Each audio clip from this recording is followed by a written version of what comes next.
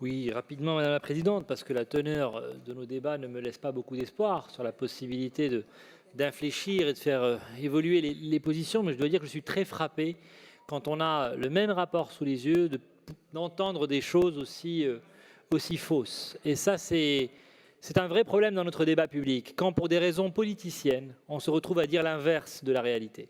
Parce que dans tout ce que je vous ai dit en introduction, vous n'avez pas contesté une seule phrase. Tout ce que je vous ai décrit, tout ce que la présidente a rappelé, était effectivement dans ce rapport. Et évidemment, vous n'êtes même pas revenu dessus et vous essayez de faire dire à ce rapport autre chose que ce qu'il dit, à savoir des choses qui ne viennent que servir vos desseins électoralistes. Je veux remercier M. Luce et M. Delaporte qui, eux, ont bien expliqué notre gestion rigoureuse, oui, car nous préférons le sérieux à la démagogie, nous préférons toujours le courage à la lâcheté, et oui, nous préférons un discours de vérité à ce discours qui consiste à tordre la réalité. Et en tout cas, si les mensonges étaient taxés, je pense que nous n'aurions pas de problème à trouver de nouvelles recettes grâce à cet hémicycle avec tout ce que j'entends depuis tout à l'heure.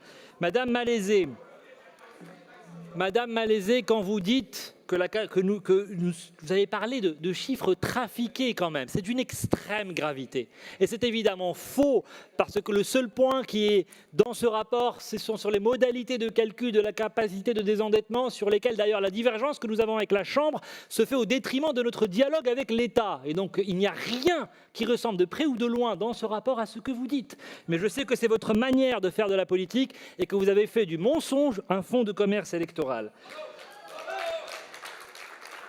Je veux dire à Madame Taquilin, je veux remercier Madame Taquilin de ce qu'elle a dit sur la sécurité. Et là aussi, vous appelez à faire face à vos responsabilités. Parce que dire qu'aujourd'hui, la région ne peut pas agir en matière de sécurité, ce que vous n'avez cessé d'entraver pendant 10 ans, ça veut dire que demain, nous ne pourrions pas le faire sur la santé non plus, qui n'est pas non plus une compétence que nous finançons aux côtés des communes, des maisons de santé pluridisciplinaires. Vous assumerez devant les Franciliens le désengagement de la région sur laquelle vous pleurez en parallèle en même temps. C'est ce en même temps, justement, aujourd'hui, sur lequel vous êtes toujours pris vous aussi, à gauche, dans le piège de vos mensonges et la très grande contradiction entre vos promesses et la réalité de vos actions.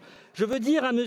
Moison-Guibert, d'abord, je veux lui dire la bienvenue dans notre hémicycle, lui dire la vérité que je n'ai pas tout à fait compris son intervention, puisque quand il dit que le schéma régional de développement économique n'est pas à jour, il a été adopté en 2022, donc je ne sais pas de quoi il parle. Quand il parle de la prolifération des organismes associés, je ne sais pas de quoi il parle, puisque nous en avons réduit le nombre par 2, et c'est ce que nous reproche d'ailleurs la gauche régionale.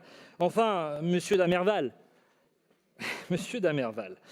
écoutez, je ne sais pas, moi c'est 3 tiers de bêtises, je suis désolé de vous le dire, et on ne peut pas faire de la politique en vous entendant tout à l'heure uniquement avec des effets de manche. Et donc moi je le dis là aussi très clairement, je vous laisse la responsabilité de vos propos, de vos outrances, mais je pense que l'opposition aujourd'hui dans ce débat-là soutient les Franciliens comme la corde soutient le pendu. Et alors qu'en réalité, c'est l'effort qui est porté par cette région, c'est la bonne gestion qui est établie dans ce rapport qui nous permet d'investir comme vous ne l'avez jamais fait pendant 17 ans. Et c'est cela qui vous dérange aujourd'hui. Et tordre la réalité pour servir vos discours électoralistes, très franchement, c'est honteux. Et ce n'est pas à la hauteur du débat public que nous devons aux Franciliens. Je vous remercie.